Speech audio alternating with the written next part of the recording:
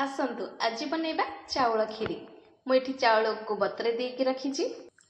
मुझे खीरी रे पकई नड़िया गोटे कोरिकी नहीं जाइए, तेजपत्र गोटे नहीं अलीच गुंडे कर रखी और खंड खंड नड़िया किसी रखी। आसतु बनैबा चाउल खीरी। मुझे गोटे प्रेसर को गरम करके तेल देदेली। तेल देदेली आपण मैंने गुआ घी दे पारे ना फ्रीडम तेल भी दे पारे। एठी हमर तेल गरम हो गलानी। देदेबा दुटा तेजपत्र आ किसी गुजराती गुंड। एठी हम अल्प किसी चीनी देदेबा।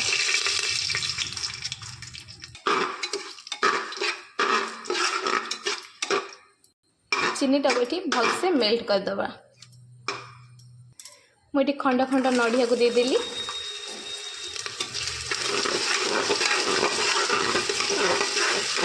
एठी देखो चीनी गोटे कलर आसीगला। एबे हमें चाउल पकईदबा।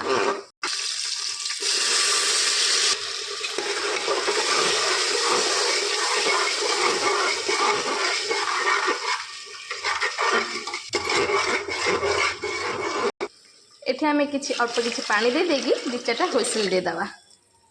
प्राय ओडिया लोकंक घरे किछि पर्वपर्वाणी ना किछि खुशी आक्सीजन हुए चाउल खीरी।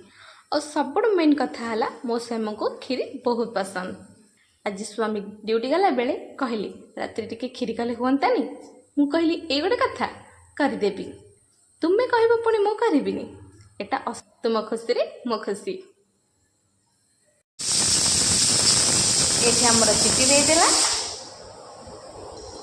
एठी हमर दि चारटा हुइसिल परे चाउल अधा आधी सिझी जाइछि।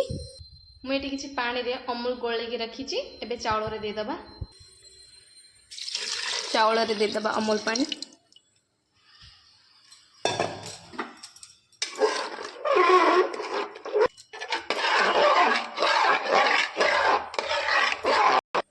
एबे हमें नड़िया करा को दे दबा।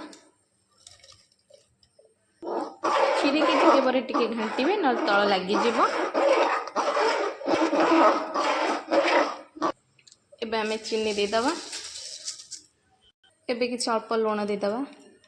किछि भल भाव रे घांटीबा तळ लागी जीवो। एठी खीरी भल भाव रे हमर फुटी गलानी।